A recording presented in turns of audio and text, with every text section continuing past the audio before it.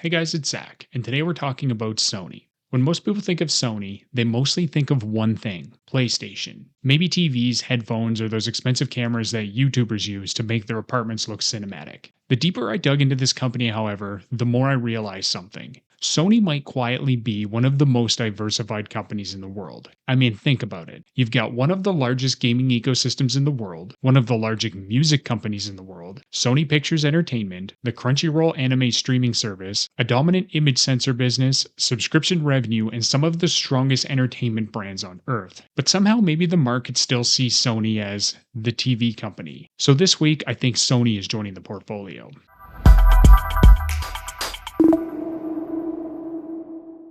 So Sony was started in Tokyo back in 1946 when two men, Masaru Ibuka and Akio Morita, started a small electronics company in a damaged department store building and called it Tokyo Tsushin Kogyo.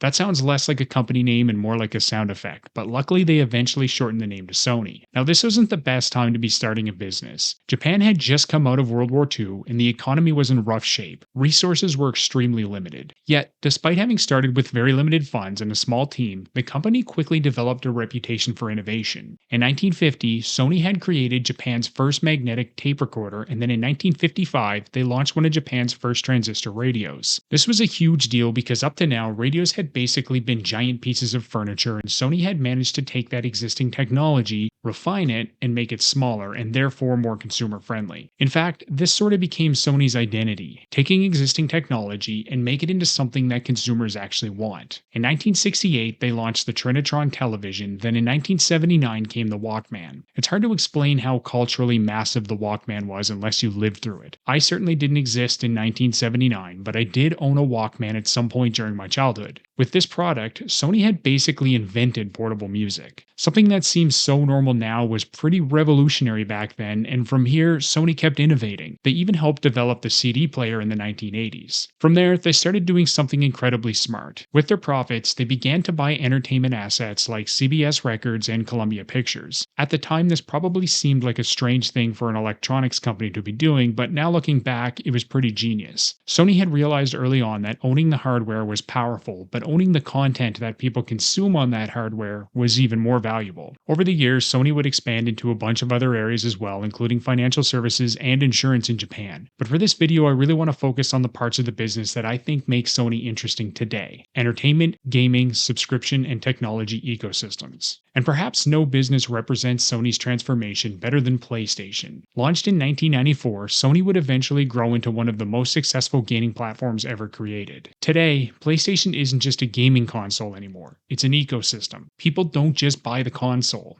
They buy games, subscriptions, downloadable content, accessories, and digital libraries tied to their accounts. They build friends lists, online identities, and entire gaming histories. And once somebody becomes deeply invested into an ecosystem like that, they're far less likely to switch platforms. That's what makes PlayStation such a powerful business and a recurring revenue machine. On top of this, Sony Music is one of the largest music companies on earth, and the business is incredible. Every time someone streams a song on Sony's music catalog, on Spotify or YouTube, or it gets played in a movie or an advertisement, Sony gets paid. Unlike hardware sales, music catalogs can generate revenue for decades, especially now that streaming has changed the way people consume music. Additionally, we have Crunchyroll, which is a subscription anime streaming service, and Columbia Pictures. So we have games, movies, music, and anime on top of their already profitable electronics empire, and all of these businesses feed into one another. The more I looked into Sony, the more I realized that it was an incredibly difficult company to categorize. But there's a portion of the business that nobody really talks about. Sony is a global leader in image sensors, and not just in their own cameras. Smartphone manufacturers are constantly competing on camera quality, and there's a very good chance that your smartphone uses Sony technology. Many smartphone makers, including major brands, rely on Sony sensors. This isn't an easy segment to compete in either, because this technology is incredibly complex and requires a massive investment and expertise. Sony has spent decades building this technology and now is a global leader in the segment. Now, this is where things started getting interesting to me as an investor. This is a business generating generating massive amounts of cash flow across multiple industries, and that diversification matters because if one segment slows down temporarily, another can help stabilize the company. That creates a much stronger business model. What also impressed me is how much Sony has evolved over the past decades. We have a company that once relied heavily on lower margin hardware sales like TVs and consumer electronics and gradually shifted towards higher margin recurring revenue businesses like digital gaming, subscription services, music royalties, licensing, and entertainment content. You can actually see the transformation in the numbers. Back in 2016, Sony generated a little over 8 trillion yen in annual revenue. Today, that number is closer to 13 trillion yen annually. Operating income has also improved meaningfully over that same period as Sony shifted toward higher margin recurring revenue businesses. That's important because it shows Sony isn't just growing revenue, the company is becoming structurally more profitable. Sony also generated 2 trillion yen in operating cash flow over the last year, which is also a massive improvement to where the company was over a decade ago. That matters because strong cash flow gives the company options. And honestly, management appears to have been pretty disciplined about their capital allocation. Over the years, they have acquired companies like Crunchyroll, EMI Music Publishing, Insomniac Games, and several music distribution companies. These acquisitions help strengthen the overall entertainment ecosystem that Sony is building, and despite all of this expansion, Sony still holds over 2 trillion yen in cash and cash equivalents, which gives the company a pretty significant financial cushion. Now, Sony certainly isn't trading at all-time lows, but the stock price has certainly come down since the end of 2025. Currently, the stock is trading in the low 20s, while Morningstar estimates fair value at just over $32 per share. I had a look at tip ranks as well, which gives the stock a moderate buy rating and an analyst consensus of just over $28. Now, obviously fair value estimates aren't guarantees, but if that valuation is even remotely accurate, Sony could still have meaningful upside from current levels. Of course, there are risks here. Gaming competition is intense and Microsoft isn't going anywhere. PC gaming continues to grow and game development costs are exploding. Consumer electronics is a highly competitive industry. There's also risk in the image sensor business because it requires a huge capital investment to remain competitive, and because Sony is a global Japanese company, currency fluctuations can impact financial results as well. This definitely isn't a guaranteed safe investment. No stock is. But I do think the quality of the business helps offset some of those risks. So here's my final thoughts. The more I research Sony, the more I realize this company is impossible to neatly categorize. It has its hands in so many pots, but somehow all those pieces work together surprisingly well. In my opinion, the market may not fully appreciate what this company has become and the strength of the positions it holds in each of the segments it competes in. So this week, I'm adding Sony to the portfolio. As always, I'll share my Wealthsimple screen to prove that I'm spending 25% of my weekly portfolio contribution on VTI and the remaining 75% on Sony. I guess we'll see how this goes. Before we wrap this video up, guys, just a friendly reminder that I'm not a financial advisor.